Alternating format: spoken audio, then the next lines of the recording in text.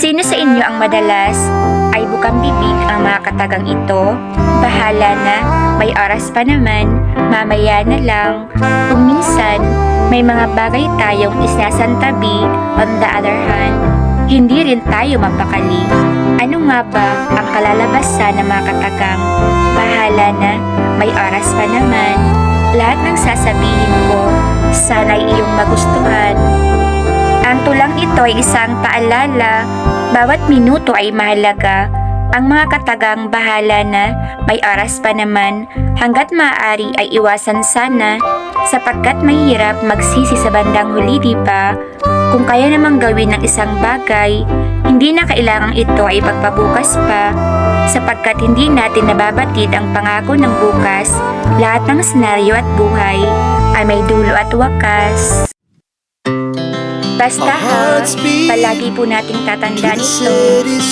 Lumilipas ang panahon, kabiyak ng ating We rise like at mga tall buildings as the chemicals they take us higher.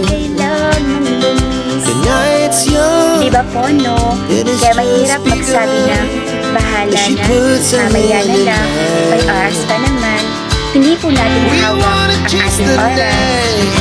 Moral lesson, nobody knows what is about to happen in the next day. It's really hard to be trapped in a dark room of regrets. Do you agree? Instead of uttering the words, bahala na, may oras pa naman, let's utter these words. I will pray for it so that I can start at once. Awit 39 verse 4, Panginoon, paalalahanan mo ako na may katapusan at bilang ang aking mga araw, na ang buhay ko sa mundo ay pansamantala lamang. Once again, bahala na, mamaya na lang, may oras pa naman, hanggat maaari ay ating iwasan. Keep safe everyone. God bless us all.